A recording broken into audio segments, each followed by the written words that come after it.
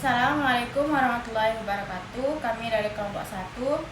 Perkenalkan, nama saya Sinta Fadila. Nama saya Viva Nikasya. Nama saya Amelia Suci Wijayanti. Kami di sini akan membahas analisis resiko kecurangan dan pengaruh pengendalian internal terhadap kemampuan auditor dalam mendeteksi fraud PT Indofarma Tbk Laporan Keuangan 2020-2024. Terima kasih. Selamat menonton. Bye-bye. Pada kesempatan ini kami akan membahas materi yang sangat fundamental dalam ilmu akuntansi, yaitu tahap akhir penyusunan laporan keuangan. Dikaitkan langsung dengan studi kasus nyata yaitu PT Indofarma Tbk, sebuah perusahaan farmasi yang milik negara yang laporan keuangannya menjadi objek penelitian fraud detection selama periode 2020 hingga 2024. Materi ini bersumber dari jurnal ilmiah yang dipresentasikan di Sana Kota 2025 oleh saudari Cindy Nurani dan Musdalifah Ahmad dari Universitas Nusa Putra. Ada 3 tahap akhir penyusunan. Yang pertama yaitu penyusunan laporan keuangan formal, yang kedua jurnal penutup, dan yang ketiga neraca saldo setelah penutup. Ketiga tahap ini adalah wajah perusahaan di mata publik, investor, dan auditor. Jika ada manipulasi dalam laporan keuangan, besar kemungkinan jejaknya berasal dari ketiga tahap ini.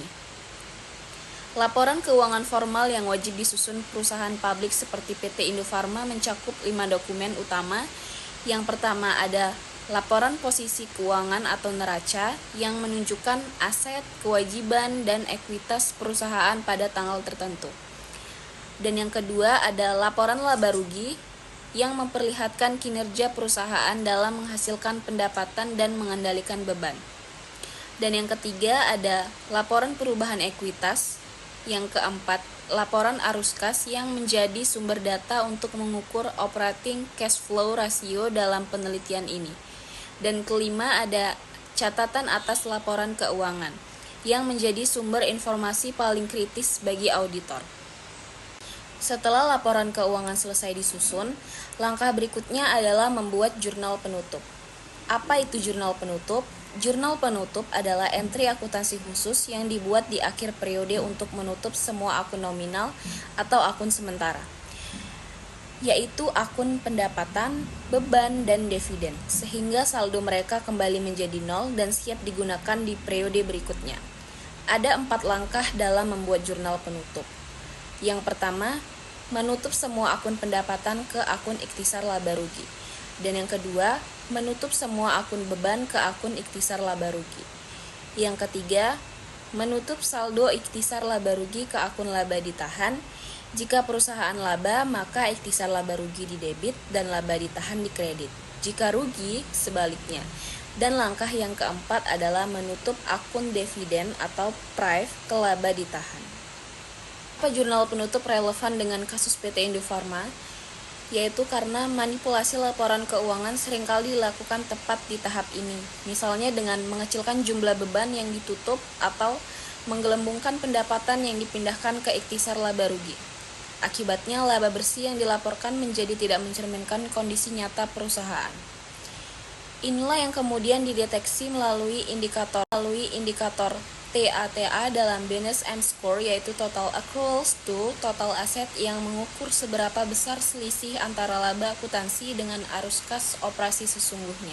Setelah melalui analisis regresi linear berganda menggunakan SPSS 27, inilah hasil pengujian 3 hipotesis penelitian. Yang pertama yaitu hipotesis pertama yaitu risiko kecurangan berpengaruh negatif terhadap kemampuan auditor. Nilai signifikan M-score adalah 0,157, lebih besar dari 0,05. Secara statistik, tidak signifikan. Hipotesis yang kedua yaitu pengendalian internal berpengaruh positif. Nilai signifikasi current ratio adalah 0,6 dan OCVR adalah 0,11. Keduanya juga tidak signifikan secara statistik. Hipotesis ketiga yaitu secara simultan. Keduanya juga tidak signifikan secara statistik. Hipotesis ketiga yaitu adalah secara simultan. F hitung adalah 21,6. Namun F tabel dengan derajat kebebasan sangat kecil bernilai 164,4. Hasilnya pun tidak signifikan. Namun, kita perlu memahami konteks ketidaksignifikan ini. Penelitian menggunakan hanya 5 titik data, yaitu 5 laporan keuangan tahunan. Dalam statistik, sampel sekecil ini membuat derajat kebebasan menjadi sangat terbatas, sehingga hampir mustahil mencapai signifikasi dengan uji standar. Yang lebih penting adalah makna konseptual dan praktisnya yang justru konsisten dengan teori. Semakin tinggi risiko kecurangan, semakin sulit auditor mendeteksinya. Dan semakin kuat pengendalian internal, semakin efektif pula proses deteksi fraud tersebut. Temuan ini menegaskan bahwa tahap akhir penyusunan laporan keuangan yang berkualitas, didukung pengendalian internal yang solid, adalah fondasi utama akuntabilitas keuangan perusahaan. Kita rangkum 3 poin utama dari video ini. 1. Tahap akhir penyusunan laporan keuangan meliputi laporan formal, jurnal penutup, dan neraca saldo pasca penutup. Adalah titik paling kritis dalam siklus akuntansi dan menjadi fokus utama dalam audit fraud.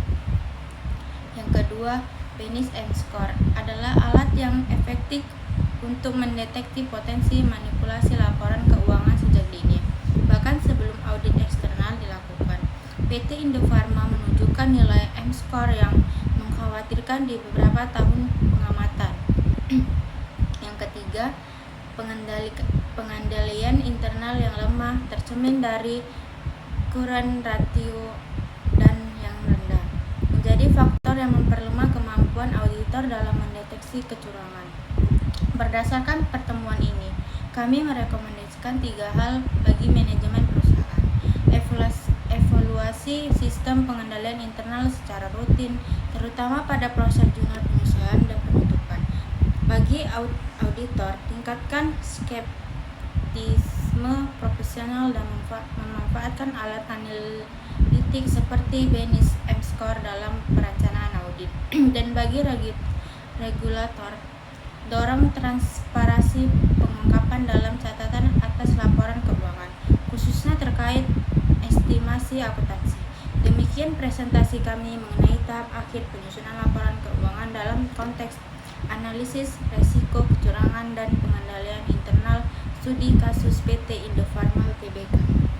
Semoga video ini memberikan pemahaman yang mendalam tentang bagaimana proses akuntansi di akhir siklus sangat menentukan kualitas informasi keuangan dan keandalan laporan yang dihasilkan.